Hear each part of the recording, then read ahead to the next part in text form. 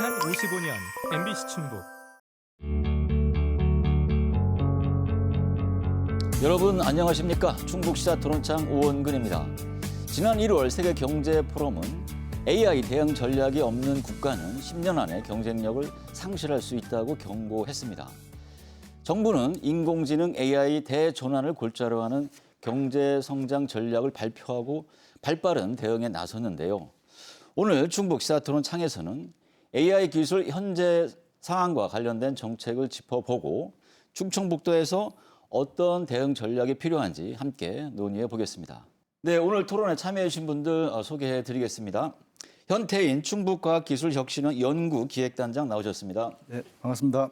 김미혜 충북대학교 컴퓨터공학과 교수 나오셨습니다. 네, 반갑습니다.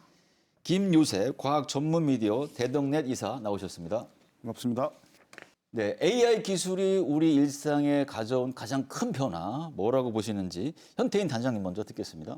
네, 사실 뭐 인공지능은 우리가 이제 가랑비에 옷 젖듯이 우리 생활에 이미 다 침투를 한 상태입니다. 예. 우리가 오전에 뭐 핸드폰 켤 때부터 지문 인식이라든지 얼굴 인식으로 키는 그런 것들도 있고, 우리가 이제 즐겨보는 넷플릭스나 유튜브에서의 어떤 추천 서비스, 어떤 내가 좋아하는 취향으로 이제 자동으로 되는 그런 부분, 이런 것들로 이미 다 침투가 되어 있는데 우리가 사실 그거를 역설적으로 잘 못 느끼는 경우가 많습니다. 너무 자연스럽게 침투를 해서.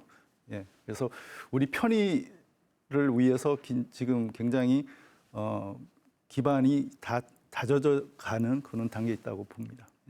네, 김미혜 교수님은 어떻게 보십니까? 네, 저는 사례 위주로 잠깐 설명을 드려보려고 하는데요. 저희가 오늘 아침에 일어나서 제가 오늘 여기 녹화하러 오기 전까지 얼마나 많은 AI 기능을 썼나 가만히 생각을 해보면 아침에 일어나서 하이 뭐 두두두 이야기하고 있으면 오늘의 날씨는 어떻습니다라고 알려주고 오늘의 일정은 어떻다라고 알려주고 아침에 자동차를 켜면 MBC로 올 수 있는 최적의 거리를 사실은 내비게이션이 알려주고 오다가 커피 한 잔 마시고 싶으면은 앱으로 사실은 신청을 하게 되고 오는 쪽에 유튜브나 뭐 여러 가지 들으려고 하게 되면 추천 알고리즘을 통해서 사실은 들려주게 하고 이렇게 하고 있는 것들이 저한테 이제 맞춰지고 있는 기능들이 점점 많이 생기고 있잖아요. 이런 것처럼 변화하고 있는 AI 시대에 변화하고 있는 것 중에 가장 대표적인 건 이제는 나한테 착 맞는 비서 하나가 자꾸 생기고 있는. 근데 이제 이 비서의 그 능력이 점차적으로 고도화되고 있는 이 변화가 최근에 일어나고 있는 변화 중에 가장 큰 변화가 아닌가라는 생각이 듭니다. 김유세 비서님. 사실 너무 일상의 변화가 많은 것들을 느끼고 있는데 그냥 남의 이야기를 하는 것보다 제 얘기를 언론계의 변화를 말씀드리자면 지금은 이제 AI 없으면은 안 됩니다. 뭐 아시다시피 이제 저희도 기사를 쓸 때 예전에는 그냥 쓰면 1시간 정도 뭐 이렇게 걸렸는데 지금 AI 도움을 받으면 10분의 1 시간이 막 단축되고 그리고 보통 기사의 어떤 제목, 야마라고 저희가 하는데 그걸 잡기 위해서라도 고민을 많이 했었어야 되는데 지금은 정리를 다 해주고 그걸 골라서 이 메시지로 전달하면 되겠다. 이런 판단이 너무 이렇게 익숙해져서 지금은 이제 AI 없으면은 못 쓰는. 그리고 언론사들이 한 5년 차 기자가 쓰는 것보다 AI가 기사가 정리하는 게 더 좋을 정도로 지금 되게 많은 그 업그레이드가 됐고 전국의 언론사가 우리나라에만 2만 7천 개가 넘거든요. 근데 아마 AI 이게 나오기 때문에 더 많이 증가하지 않을까 그렇게 생각이 됩니다. 우리가 이 인공지능을 본격적으로 인식하기 시작한 것은 2016년 이세돌 구단과 알파고 대구 이후가 아닌가 싶습니다. 그 후에 이제 챗 GPT 등 생성형 AI 등장을 계기로 다시 우리가 이제 큰 관심을 이제 보이고 있는데요. 이런 생성형 AI가 이전 기술보다 더 주목받는 이유는 어디에 있는 거죠? 과거에는 좀 수동적인 AI라고 봤으면 지금 생성형 AI로 인해서 아주 능동적인 AI로 됐다. 그래서 우리 눈에 잘 띄고 또 우리가 굉장히 이게 새롭다고 이제 느끼는 그런 단계에 온 것 같습니다. 저는 약간 산업혁명으로 한번 말씀을 드려보고 싶은데 그 1차 산업혁명은 증기기관차가 만들어져서 증기기관의 다양한 활용이나 일부 기업에 대한 산업 변화에 의해서 놀란 게 아니라 산업혁명이 일어나기 전의 변화와 그다음에 단기간에 만들어지고 있는 급속한 변화에 사실은 놀라움을 가지고서는 있었던 것처럼 생성형 AI를 우리가 이제 관심을 갖고 있는 것도 어쩌면 그런 측면에서 예측할 수는 없지만 이 속도의 위압감으로 많이 이제 주목을 하고 있지 않나라는 생각이 듭니다. 네, 김 이사님도 한 말씀 해주세요. 예, 생성형 AI가 주목받는 이유는 이게 한마디로 얘기하면, 그러니까 인간처럼 AI가 인간처럼 아니 그 이상의 예. 복잡한 작업을 수행할 수 있다. 이런 의미 때문에 주목받는 건데 이게 허상이 아니라 실체인 게 예. 클로드라는 서비스가 있으면 그 회사가 엔트로픽이라는 회사인데 예. 이 회사를 가만히 지켜보면 이 회사가 설립 4년 만에 그러니까 시총 가치가 254조 원을 넘었거든요. 예. 그러니까 클로드 서비스를 한 게 2년 만에 그거를 넘었어요. 그게 전 세계에 테슬라가 1위인데 2, 3, 4위가 이제 이 회사가 된 거예요. 예, 예. 근데 이 회사가 왜 이렇게 주목을 받냐면 그게 바로 생성형 AI가 지금 이제 어떤 AI의 좋은 모델이 나와서 그런 게 아니라 AI 시대의 새로운 표준을 만들 수 있기 때문에 사람들이 투자를 한 거거든요. 그래서 그런 어떤 의미들을 우리가 곱씹어 볼 수 있을 것 같습니다. 네, 궁금한 게 우리나라 AI 기술이 다른 선진국과 비교해서 어느 정도나 될까 좀 궁금합니다. 네. 예, 단장님. 네, 지금 세계적으로 AI를 가장 잘하는 나라는 이제 미국으로 돼 있고요. 예. 이제 그 바로 뒤에 또 중국이 쫓아오고 있습니다. 네. 그리고 나서 이제 3위서부터 한 10위까지는 격차가 있습니다. 1, 2위하고는 예, 예. 격차가 있는 상태에서 3위에서 이제 10위 국가들이 또 중간 레벨을 또 차지하고 예. 있는데 이제 우리나라에서 특히 이제 그 3위 자리가 불가능한 게 아니라 예. 굉장히 격차가 작기 때문에 3위까지는 우리가 갈 수 있다 해서 글로벌 AI 강국, 3대 강국으로 우리 가겠다는 이제 캐프레이즈를 한 겁니다. 예, 그래서 그런 상태가 있고요. 여기서 중요한 거는 이제 그 AI가 여러 가지 이제 레벨이 있는데 예. 하드웨어에서부터 이제 소프트웨어까지 있는데 그 스택을 전부 다 갖춘 나라는 지금 미국, 중국이고요. 예, 예. 그다음에 우리나라도 거의 갖췄다고 보고 있습니다. 이제 가장 핵심이 되는 AI 반도체 칩인 이제 GPU 개발이 좀 더딘데 그 NPU까지는 됐습니다. NPU는 이제 추론하는 거고요. GPU는 학습하고 이제 추론까지 합친 모든 걸 할 수 있는 건데 그것만 우리가 좀 개발할 수 있으면 우리도 그 확고한 3위가 될 수 있지 않을까 그런 생각이 듭니다. 네. 예, 교수님. 네.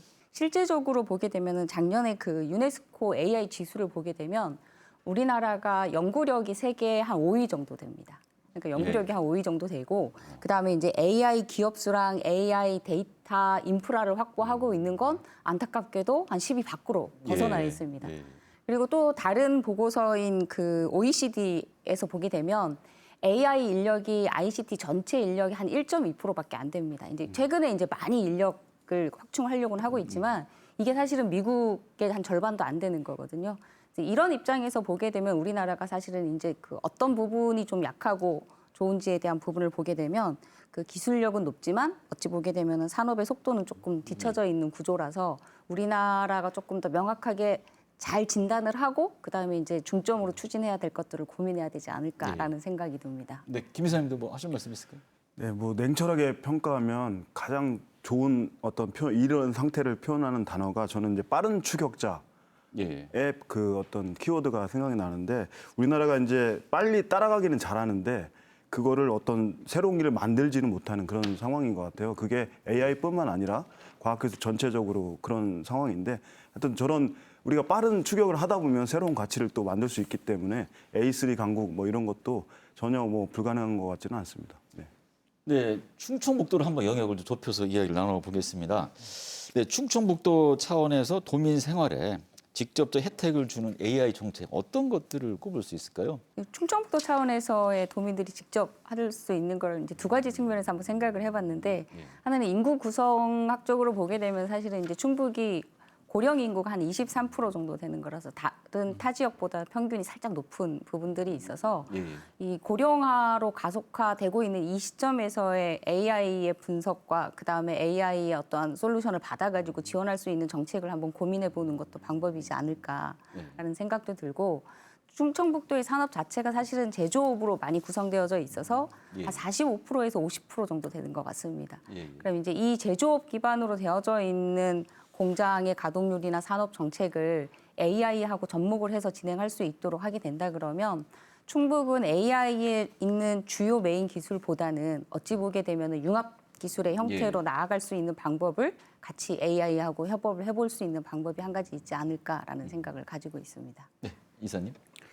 저는 뭐 그 충북 AI 정책이 이게 전국적으로 볼 때 상당히 이게 초입 단계잖아요. 예, 예. 이 초입 단계에서는 저희가 이제 잘 생각을 해봐야 되는 게 이게 공무원을 위한 AI 정책인지 실제 도민을 위한 AI 정책인지는 정말 천지 차이가 나는데 안타깝게도 지금의 전국 지자체들이 아직은 공무원을 위한 AI 정책을 생각하고 있는 게 아닌가. 사실은 우리가 의식주, 교통 뭐 이런 부분들에 되게 친숙한 생활에 밀접한 AI 정책이 나와야 되는데 사실 그런 이제 토론들이 많이 펼쳐져서 그런 쪽으로 가게 해야 되는 그런 상황인 것 같습니다. 네.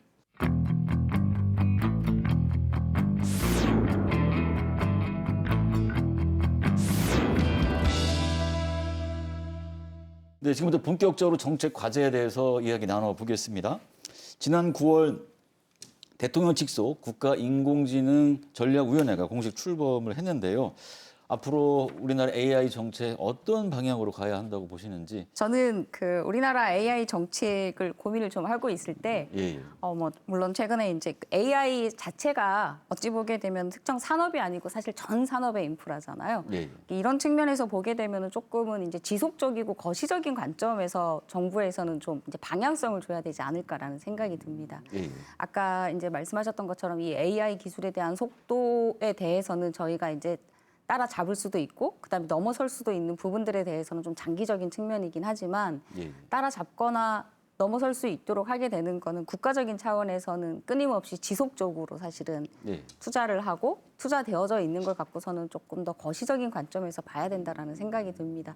예전에 저희가 한때 메타버스가 굉장히 많이 유행했다가 지금은 어디에 있는지도 몰라지게 예. 되는 이런 형태들의 기술에 대한 투자보다는 끊임없이 그다음에 왜 해야 되는지 이런 지속적이고 안정적인 투자가 좀 정부에서는 필요하지 않을까라는 생각을 가지고 있습니다. 네, 지속적이고 안정적인 투자 말씀을 해주셨습니다. 단장님은 어떤 방향으로 가야 네, 한다고 보십니까? 아까 말씀드린 이제 첨단 산업들이 이제 반도체, 2차 전지, 바이오 쪽, 바이오 헬스케어 쪽으로 있는데 거기하고 AI를 이제 접목시킬 수 있는 그게 이제 충북의 어떤 그 가장 잠재력이 큰 부분이기 때문에 그것을 이제 신경을 쓰고 있습니다. 예. 네. 지자체 정책 방향이 아니라 국가의 정책 방향이잖아요. 근데 예. 아무래도 이게 산업 중심으로 이게 포커싱이 돼 있는데 사실 AI 같은 경우에는 그러니까 교육 이런 전 분야에 걸쳐서 이 로드맵이 그러니까 설립이 돼야 될 것 같아요. 그래서 저희가 이제 어떻게 보면 기술 개발 뭐 이런 쪽에 치중을 했다면 좀 교육, 의료, 복지 이렇게 다양한 분야의 예. 공공 서비스 혁신에 집중을 해야 되지 않을까. 그러기 위해서는 우리가 합리적 질서를 만들어 가는데 너무 많은 토론이나 이런 것들이 돼야 되잖아요. 그래서 예. 앞으로 그런 토론들이 많이 펼쳐져서 좀 합리적 질서가 이 부분에서 일어났으면 좋겠습니다. 네, AI 정책과 관련해서 인력 부분이 중요하잖아요. 국가는 AI 인재 30만 명 양성이라는 게 목표를 두고 있는 것 같습니다. 이런 목표 아래서 지역에 특화된 인재 양성 전략적으로 어떻게 해야 할지, 예, 단장님. 네.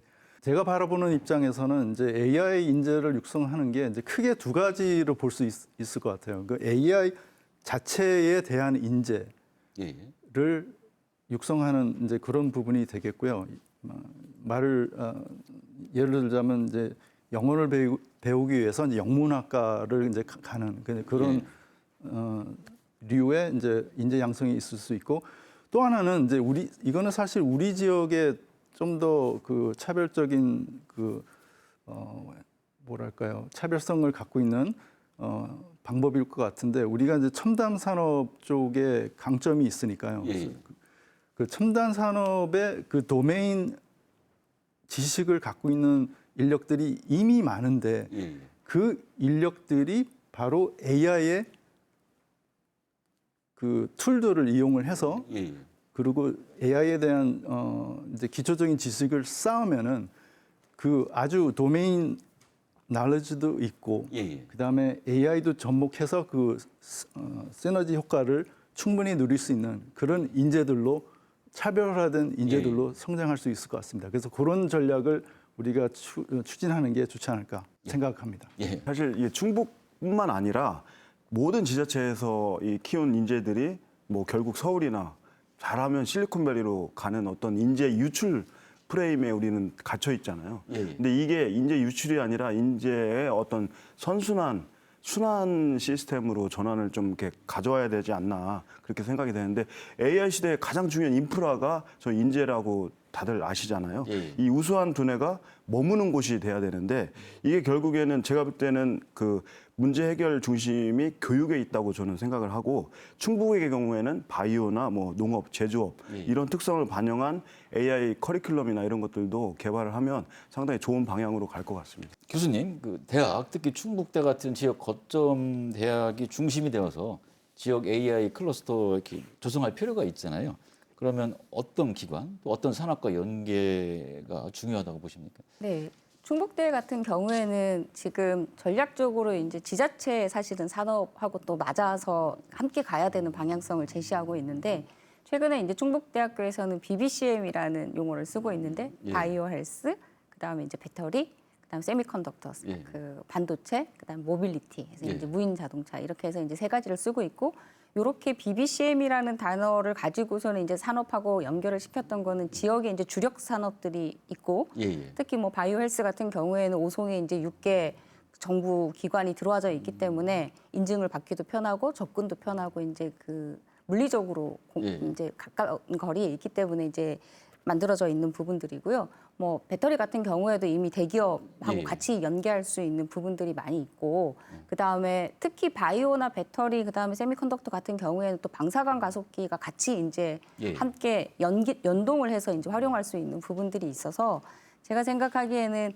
대학 특히 이제 지방에 있는 거점 국립대 입장에서는 지자체의 산업하고서는 연계를 할 수 있도록 하는 것 하나하고 앞서서 이제 질문하셨던 것처럼 지역 특화를 하려 그러면은 학생들이나 인재들이 예. 그 지역에서만 경험하거나 그 지역에서만 그 체험할 수 있는 교육이 따로 있어야지만 사실은 그 지역에 또 머물 수 있는 거리가 된다라고 생각을 하거든요. 예. 그래서 충북은 가장 좋은 게 뭐 방사광 가속기에 대한 예. 형태나 아까 말씀드렸던 보건 관련되어져 있는 예. 6대 기관이나 이런 것들에 의해 가지고서는 갈 수 있는 그러니까 타 지역하고 차별화되어져 있는 특화 포인트를 가지고 예. 여기에서 융합을 하고 이제 실무에서 경험을 할 수 있는 그래서 조금 이론뿐만 아니라 함께 할 수 있는 부분으로 충북대학교에서는 같이 이제 인력 예. 양성을 하고 있는데 기여하고 있습니다. 그 울산과학기술원, 그러니까 유니스트의 사례를 좀 말씀드리고 싶은데 유니스트가 이게 그러니까 경남북권의 AI 거점 대학으로 지금 자칭 열심히 노력을 하고 있는데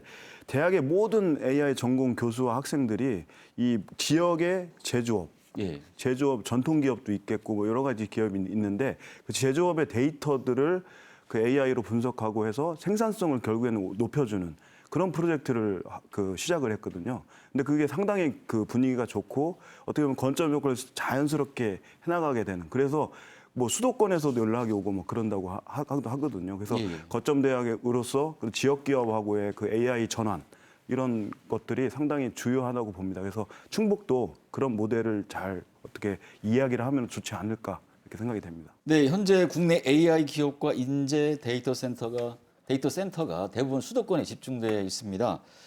수도권에 집중된 데이터 센터와 AI 인프라를 지방에 분산시키기 위해서 충북이 가질 수 있는 비교 우위 어디에 있다고 보십니까? 제가 볼 때는 충북이 가장 장점은 입지라고 할 수밖에 없습니다. 예. 수도권에서 가장 가까운 비수도권에 첨단 산업이 또 밀집돼 있고 그것에 그 나오는 데이터들을 또 분석해야 될 필요성도 있고 당위성도 있고 예. 아까 말씀하신 김 교수님께서 말씀하신 방사능 가습기도 이제 30년이면 가동이 되고 거기서는 또 지금보다 훨씬 큰 이제 테라바이트 이상의 데이터들이 쏟아져 나올 텐데 그것을 분석하고 처리할 수 있는 데이터 센터가 저는 꼭 필요하다고 생각합니다. 예. 그리고 우리가 입지가 또 좋고 예. 기술도 있고 하기 때문에 굉장히 좋을 것이다라고 이제 생각이 듭니다. 예. 교수님 지금 단장님 말씀하신 거 어떻게 들으셨습니까? 네, 저도 공감을 하고 있고요. 예. 사실은 충북이 어찌 보게 되면은 뭐 이렇게 일각에서는 예. 좀 다소 이제 인공지능 쪽으로 좀 느리게 출발한 늦은 출발자로 이제 인지를 하고도 있고, 앞서서 이제 이사님 말씀하셨던 것처럼 울산의 그 유니스트에 이제 어찌 보게 되면 데이터 센터가 들어서서 이제 굉장히 큰 뉴스가 되기도 했는데, 이게 저희가 좀 고민을 해야 되는 게, 단순히 그 데이터 센터가 들어오기 위해서 센터만의 문제는 아니고 이걸 또 가동시키기 위한 주변의 발전소나 전기에 대한 인프라 이런 것들이 다 합쳐져야지만 예. 사실은 산업도 형성이 되고 현장이 형성이 된다고 저는 생각을 하거든요. 근데 그렇다 그러면은 충북은 그렇게 할 수 있는 뭔가가 있을까라고 고민을 하고 있으면, 아주 냉정하게 보게 되면은 사실은 우위 쪽으로 가고 있지는 않다라는 생각이 예. 들어서, 저는 개인적으로 충북이 조금 더 틈새 시장을 노려서, 그러니까는 저는 테스트베드 밸리가 있었으면 좋겠다라는 생각을 예. 합니다. 그러니까 무슨 소리냐 그러면, 그 인공지능 관련되어져 있는 제품이나 기술들을 어딘가에선 테스트를 하고 인증을 받아야 되는데, 예. 그런 연구소 형태로 차라리 밸리를 만들면 충북에서는 기업에 대한 정보나 앞으로 연구되고 있는 방향성에 대한 정보나 이런 것들을 얻어서 훨씬 더 다른 형태의 산업을 조금 더 고도화시킬 수 있지 않을까라는 생각이 들어서, 저는 미국에는 실리콘밸리, 충북에는 테스트밸리, 뭐 이것도 나쁘지 않지 않을까라는 생각을 예. 하고 있습니다. AI를 활용한 국가 균형 발전 전략 속에서 충북 지역에 가장 적합한 AI 활용 모델이 뭐라고 보시는지 이렇게 궁금합니다. 오성이 이제 바이오 예.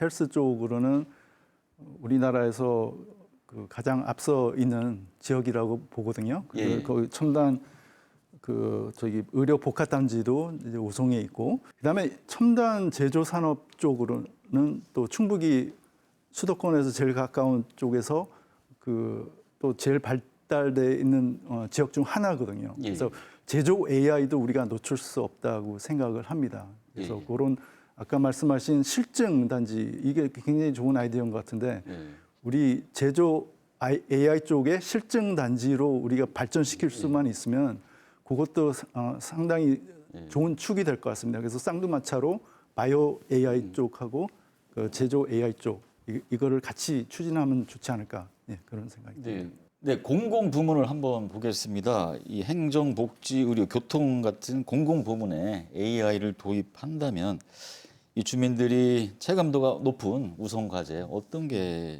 있을까요? 맞춤형 복지 AI 서비스가 이제 주민 개별 이제 상황을 분석해가지고 하는 그런 부분들이 좋을 것 같고요. 그다음에 스마트 의료 서비스, 아까 말씀드린 그런 AI 건강 상태 모니터링하고 그거를 이제 병원에 연계시켜주는 그런 시스템. 그다음에 그 세 번째는 AI 기반 교통 관리 시스템입니다. 그러니까 우리가 이제 내비게이션 키면은 어느 도로가 이제 제일 빨리 갈 수 있는지 그거는 알 수 있잖아요. 근데 이제 시 차원에서 도 차원에서 어느 지점에서 이제 문제가 있어서 그 신호등이라든지 이런 교통 체계를 관리하는데 훨씬 더 편하지 않을까, 그런 생각이 듭니다. 네, 교수님. 그래서 대표적으로 뭐 무인 자동차를 가지고 이제 시골에 계신 어르신들 이웃에 시장에 가거나 약국에 가거나 하고 있을 때 자연스럽게 이제 태워서 데리고 가고, 차 안에서 뭐 예를 들어서 약을 받게 되면 그 처방약이 어떤 성분이 있는지를 설명해 줄 수 있고, 이제 AI들이 실질적으로 할 수 있는 이런 부분들을 찾게 되는 것처럼 실질적으로 생활에서 아까 그 우리 이사님도 말씀하셨지만 밀착할 수 있는 형태의 사례들을 많이 발굴할 수 있지 않을까라는 생각이 듭니다. 네. 네. 김 이사님. 저는 교육이라고 보는데요. 이게 최근에 교육 현장에서 드디어 올 것이 왔다, 이런 혁신이 있었거든요. 그게 뭐냐면 구글에서 최근에 그 교과서를 AI가 재구성할 수 있는 살아있는 구조물로 이렇게 변환하는 그런 혁신인데요. 이게 한마디로 얘기하면은 학생들의 성향과 수준에 각자에 맞춰서 AI 그 교육 시스템을 선보인 거예요. 근데 이게 어떤 방식이냐면, 그러니까 이게 Learn Your Way, 각자의 길을 배울 수 있는 교과서, 이런 어떤 캐치프레이즈로 학년 수준에 맞춰서 문장을 조정하고 학생사의 관심에 따라서 예시를 바꾸고, 그러니까 완전히 개인 맞춤형 교과서가 탄생하는 그런 혁신이 최근에 선을 보였거든요. 근데 이 교육을 만약에 지자체에서 적극 활용하고 그 생태계로 들어가게 된다면 이게 상당히 중요한 어떤 혁신이 될 것 같고 시카고의 이 고등학생 60명을 그 조사를 해봤거든요. 이 교과서로. 근데 상당히 자신감이 높아졌다고 다 모든 학생이 답했다고 합니다.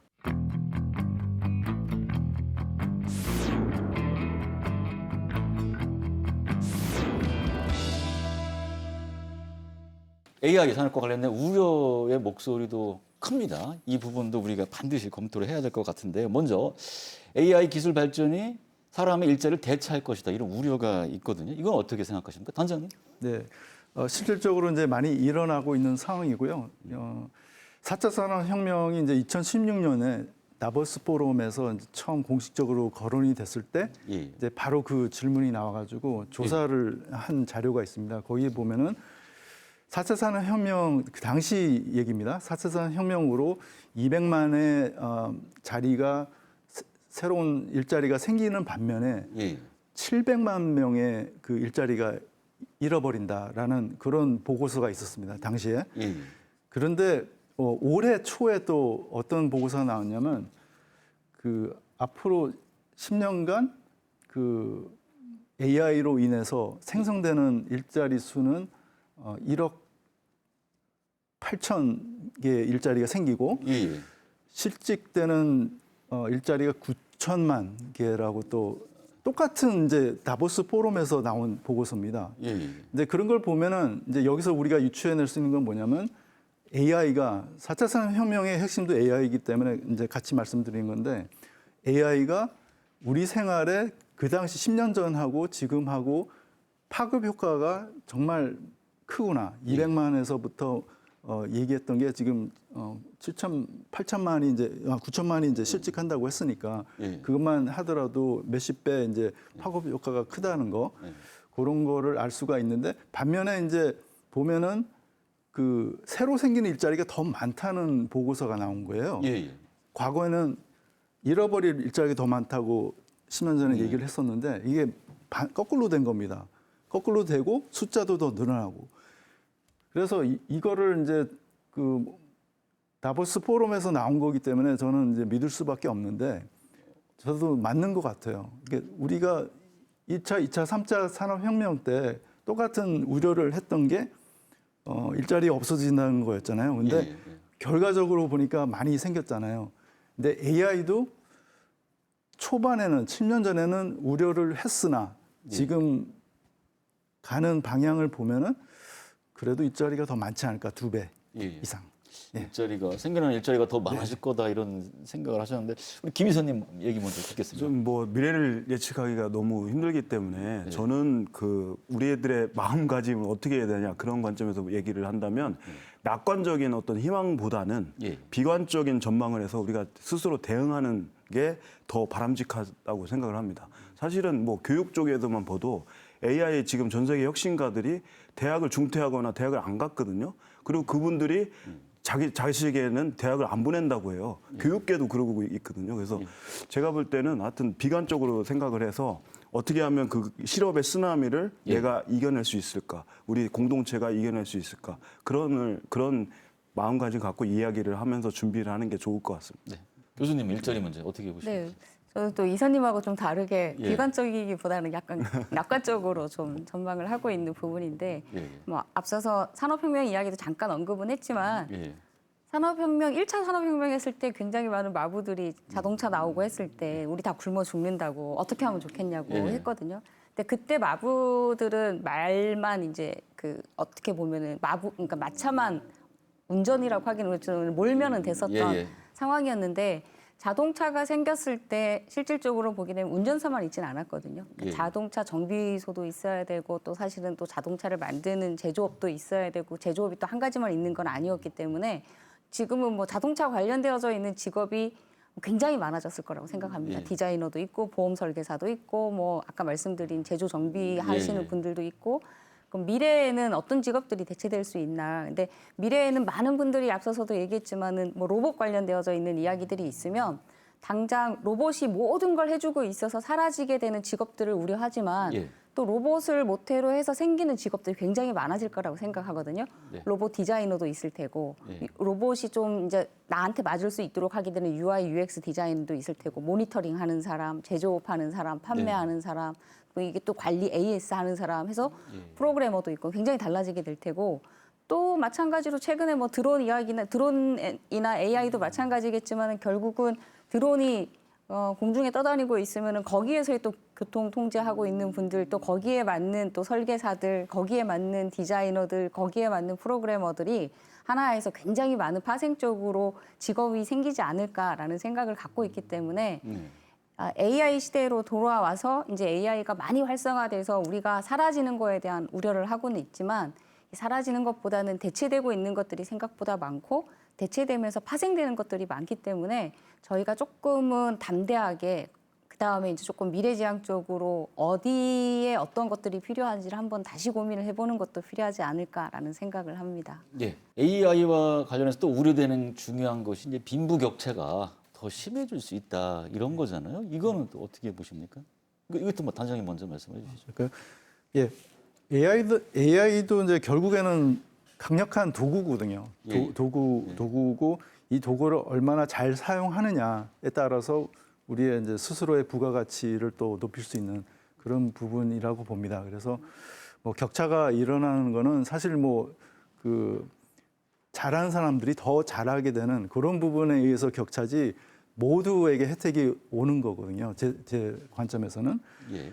근데 저는 이제 시각을 좀 넓혀서 이제 개인이 아니라 이제 국가 간의 격차가 더 심각하다고 생각해요. 그러니까 예. 더 중요하다고 생각해요. 우리나라 입장에서. 그래서 아까 우리나라의 이제 그 앞으로의 기치가 글로벌 AI 3대 강국이라는 거를 이제 했다고 생각이 들고 그리고 그걸 추진하기 위해서 이제 강력한 이제 국가 프로젝트들을 AI 컴퓨팅 센터 설치라든지 아니면 국가대표 AI 파운데이션 모델이라든지 이런 이제 과제들을 정부에서 밀고 나가고 있다고 생각이 듭니다. 그래서 기필코 우리가 AI 선두 그룹에는 들어야 됩니다. 이게 아까 1위에서 10위가 선두 그룹이라고 치면 거기는 뭐 당연히 들어야 되고 예.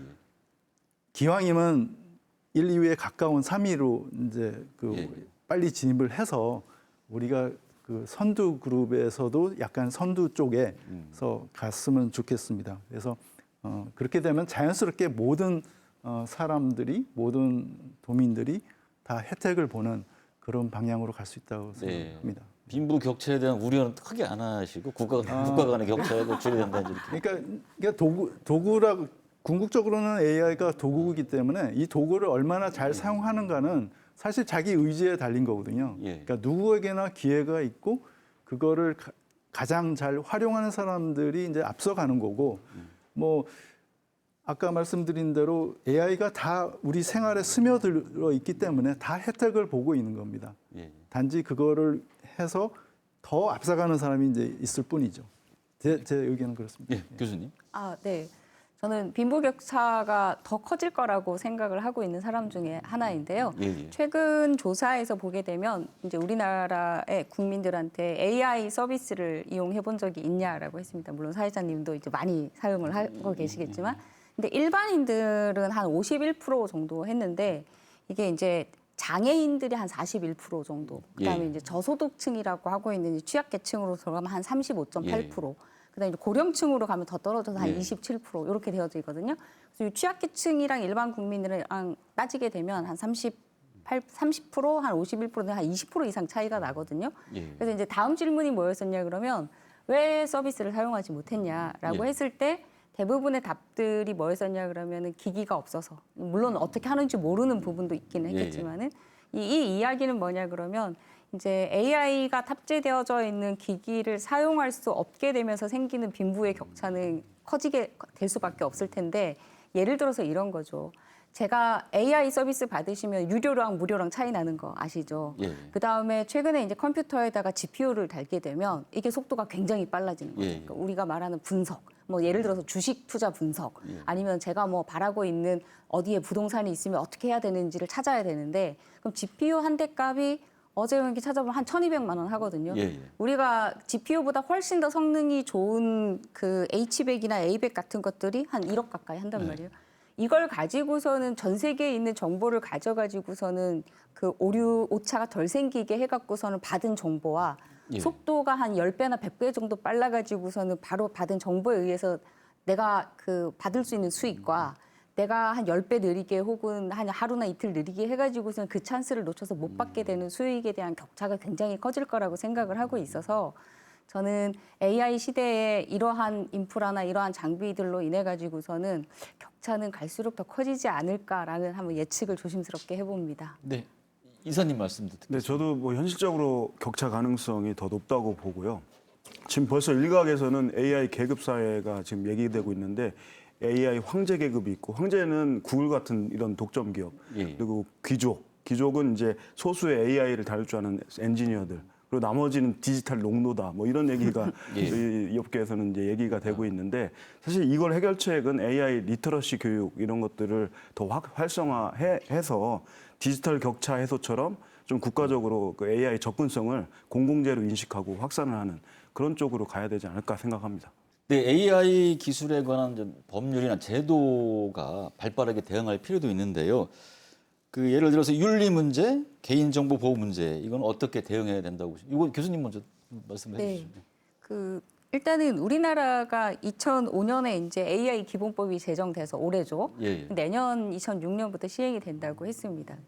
전 세계적으로 시행을 하고 있는 거 우리나라가 최초라고 예. 합니다. 물론 2024년에 그 EU에서 이제 AI 액트를 발의는 했지만 EU는 점차적으로, 점진적으로, 단계적으로 적용을 시행을 한다라고 했거든요.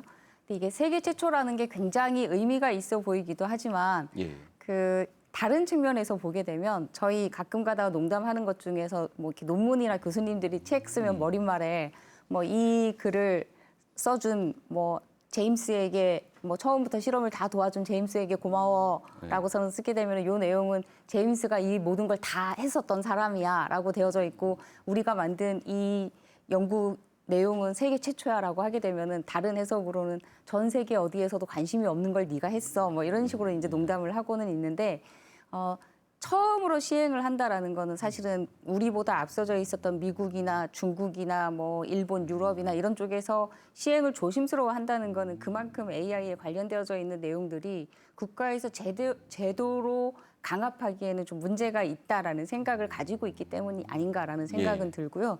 말씀하셨던 것처럼 산업 현장이나 일반 현장에서는 사실은 윤리와 저작권에 대한 것들은 지금은 법 제도로서도 사실은 시행을 시키거나 적용을 하면서 조심하기는 해야 되겠으나 이게 활성화하고 있는 데서는 약간의 창과 칼 같은, 창과 방패 예, 같은 이런 역할을 하고 있어서 예. 저도 개인적으로 국가 주도에서 조금 더 강하게 나가는 부분도 필요는 하지만 그 상황을 보면서 기술의 속도를 제도가 따라갈 수 있는 부분들은 또 없고 예, 예. 이게 어제 윤리 위반이 이번에는 또 호의적으로 바뀔 수 있는 부분들이 예. 있어서 조금은 21세기적인 시각으로 바라볼 수 있는 형태로 제도와 그다음에 이제 그 매뉴얼을 만드는 게 어떨까라는 생각을 하고 있습니다. 굉장히 민감한 문제네요. 그렇죠. 이제 네. 김 이사님은 어떻게 보십니까? 저는 법과 제도를 이렇게 이야기할 때 이렇게 비유를 하고 싶은데, 그러니까 마차를 타는 시대에서 그 교통법으로 우주선을 지금 다루려고 하는 꼴.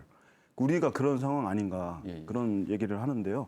사실 우리는 법과 제도 이런 걸 만들기는 잘하는데 이거를 컨트롤하는 거, 폐지하는 거라든지 이런 걸 거의 안 하고 있거든요. 근데 미국 같은 경우에는 청와대 직속기구 이런 기구들이 있어서 이게 법제도가 너무 포화 상태면 이게 산업에 별로 안 좋기 때문에 규제를 없애는 논의를 하고 집중을 합니다. 그러니까 그런 것처럼 우리가 차라리 기존 법들을 대폭 철폐하는 것도 우리 한국 AI 산업에 더 도움이 될 수 있다. 이런 관점으로 이 법과 규제는 좀 바라볼 필요가 있을 것 같습니다.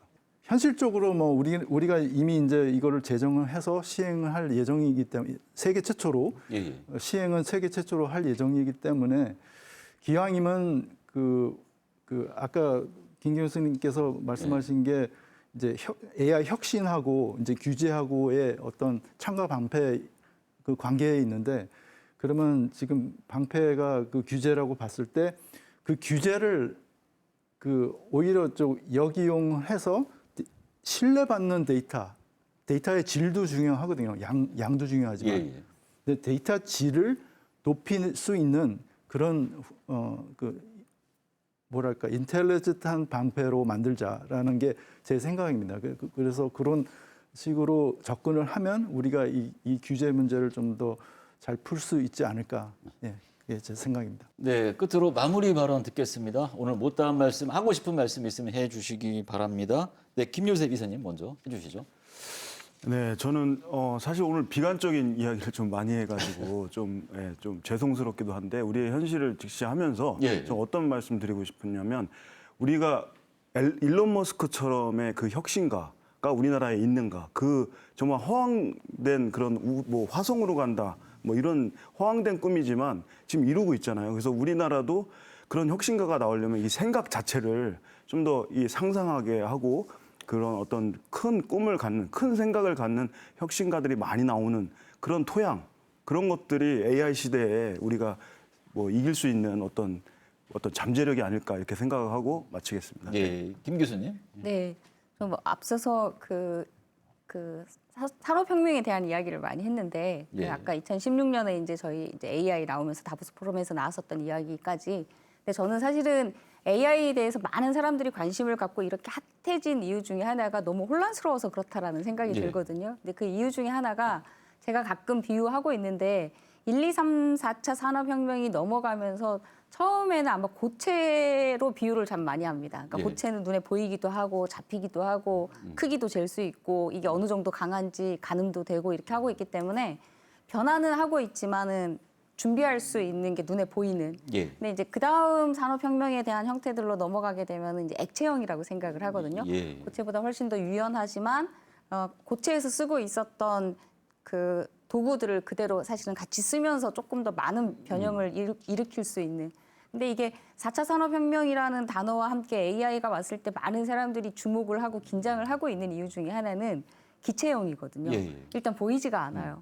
보이지가 않고 이걸 어떻게 무게를 재야 되냐라고 했을 때 기존의 고체나 액체 형태들의 저울이나 자를 가지고는 잴 수가 없기 때문에 앞서서 이사님이 말씀하셨던 것처럼 생각을 바꿔야 된다라는 게 이미 산업혁명 자체가 그렇게 넘어가고 AI 시대로 넘어오고 있는 기술 자체가 그런 거라면 우리도 이제는 좀 그런 그 잣대를 다른 방향으로 생각을 해야지만 이제 이 인공지능 시대에 조금 더 잘 접목할 수 있지 않겠나라는 말과 함께 최근에 아마 일설에서는 AI가 뭔데 이렇게 막 나라에서도 날리고 예. 뭐 오늘 이렇게 방송도 하고 여러 사람들이 하는지 너무 많이 투자를 하고 있는 거 아닌가라는 생각을 할 텐데 저는 개인적으로는 약간 콩나물 기르는 거랑 같다고 생각을 예. 하거든요. 콩나물 기를 때 물을 한 바가지 넣게 되면 그 콩나물이 머금는 게 사실 많지는 않지만 예.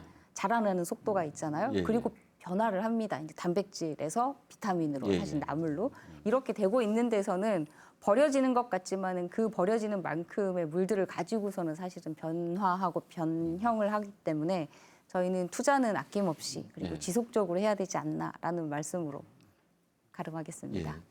예, 단장님. 네. 아까 말씀드렸듯이 저는 이제 AI가 훌륭한 툴이라고 생각을 합니다. 예. 훌륭한 도구이지만 이 도구로 인해서 이제 없어지는 일자들이 생길 텐데 그거는 이제 단순 반복형 일자들이 이제 사라질 텐데 예, 예. 그것을 지금 가장 오늘 토크에서 좀 뭐랄까 영향을 받는 계층 중 하나가 아마 취준생들일 것 같아요. 예, 예. 그러니까 이제 취직을 하려는 그런 신입 사원에서부터 이제 3년 차 정도까지의 자리들은 그 AI가 대체할 가능성이 이제 많은 거죠. 예. 그래서 그것을 극복하기 위해서는 이제 신입 사원 때부터 사실 그 AI라는 도구를 어느 정도 익힌 상태에서 이제 취업을 준비해야 된다라는 게 제 생각이고요. 그렇게 준비해 주시면 좋을 것 같고, 그다음에 제가 이제 중국과학기술혁신원에 있으니까 제가 바라보는 이제 충북의 앞으로 미래를 약간 말씀드리자면 이제 잠깐 얘기 나왔으면 방산 가속기도 있고. 예, 예. 그다음에 양자 컴퓨터가 저희 도에 이제 최초로 도입이 됐어요. 그래서 1월부터 지금 충북대에서 가동 중인 것으로 알고 있고요. 예, 예. 근데 그게 이제 그 왜 중요하냐면 앞으로의 이제 그 AI에 분석하는 이제 최적화 문제라든지 이런 고도화된 AI를 하기 위해서는 이제 양자 컴퓨터의 협력이 필요합니다. 그래서 양자 컴퓨터 산업도 이제 발달을 해야 되고, 그리고 방사가습기는 오창에 들어오니까 우리의 장점을 최대한 극대화할 수 있는 그런 방법이 아닐까. 그래서 AI하고 퀀텀이 합쳐진 이제 퀀텀 AI로 우리 돈은 좀 가야 되지 않나. 그런 생각이 듭니다. 네, 오늘 함께 해주신 세 분 고맙습니다. AI 기술은 놀라운 속도로 발전하고 있습니다. AI가 만들어낼 새로운 세상에 대한 기대와 더불어 우리가 함께 풀어가야 할 숙제가 많다는 것을 다시 한번 확인했습니다. 중복시사 토론창 여기서 마칩니다. 시청해주신 여러분 고맙습니다.